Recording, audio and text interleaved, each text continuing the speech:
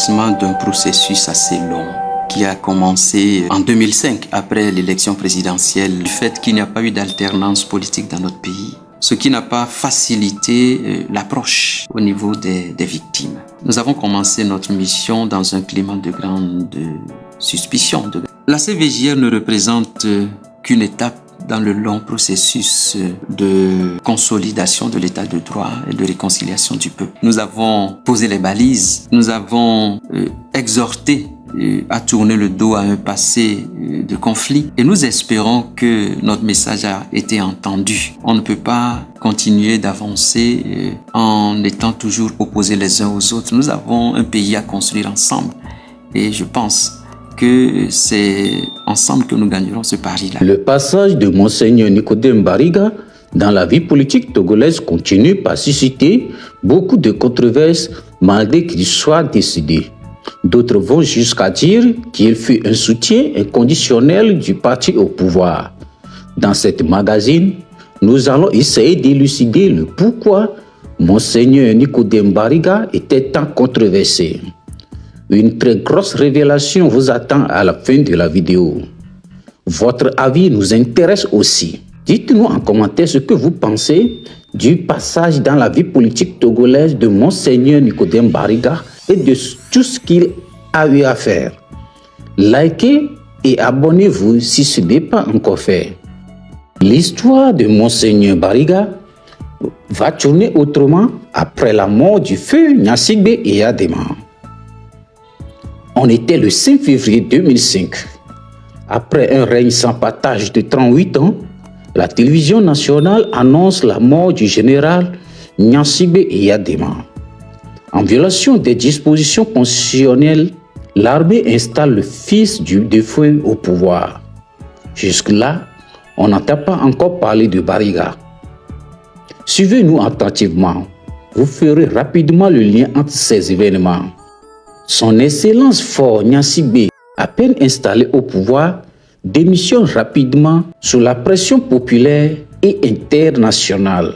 Ainsi, le 24 avril 2005, une élection présidentielle est organisée et remportée par Son Excellence Faure Gnassingbé,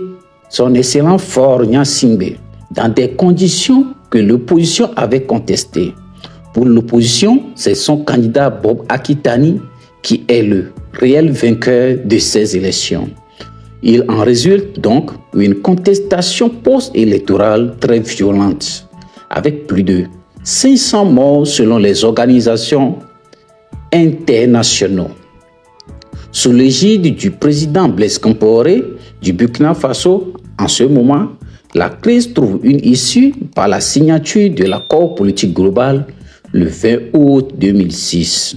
Cet accord préconise la création d'une commission chargée de faire la lumière sur les actes de violence à caractère politique, ainsi que la mise sur pied d'une commission qui proposera des mesures susceptibles de favoriser le pardon et la réconciliation nationale. À partir de ce moment, l'histoire de Monseigneur Bariga va commencer. Dans le sillage de l'APG, l'accord politique global, la CVJR est née. La commission Vérité, Justice et Réconciliation est chapeautée par Monseigneur Nicodème Bariga. Bien que soupçonné à tort de connivence avec le régime politique en place et décrié par certains partis de l'opposition hostiles à la CVJR, Monseigneur Nicodème Bariga Bénissant s'imposera à tous par la suite par son impartialité et son professionnalisme.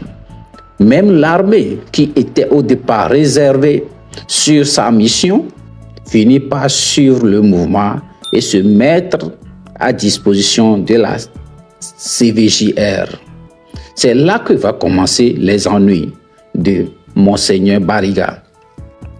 Le travail de Monseigneur démarre dans une atmosphère où il n'y a pas eu d'alternance au pouvoir.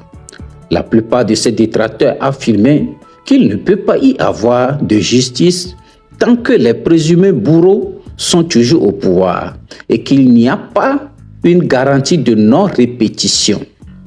Malgré qu'il soit incompris, Monseigneur Nicodème Bariga, durant sa mission à la CVJR, avait foi en la paix et à la cohésion sociale et comptait sur un changement positif dans les relations entre les Togolais qui ont décidé à un moment donné de taire leurs divergences sociales, politiques, religieuses et autres pour bâtir ensemble leur communauté, surmonter ensemble leurs difficultés pour vivre en harmonie. La controverse dont fait objet Monseigneur Nicodème Bariga découle du fait que la CVJR n'a pas eu un pouvoir de coercition. Il n'avait donc pas pu faire comparaître les victimes et les auteurs présumés. Pour une partie de la population, la justice ne peut être faite sans une comparution des auteurs présumés. Un cap a été franchi lors de l'élection présidentielle de février 2020. Il aurait été accusé par le feu Monseigneur Podro de n'avoir pas explicitement soutenu le candidat de la dynamique qui est le docteur Agbéoumé Kodjo. Au premier abord, ce qui constitue la controverse de Monseigneur Nicodème Bariga se trouve dans le fait qu'il n'a pas décidé d'adopter une posture radicale vis-à-vis du pouvoir politique comme le font les opposants radicaux. Il a choisi la voie du dialogue, du pardon et de la paix. Il a joué le rôle d'un médiateur qui ne lui permet pas d'avoir de parti pris. Monseigneur Bariga utilise la moindre opportunité qu'il trouve pour œuvrer à la réconciliation des fils et filles du Togo.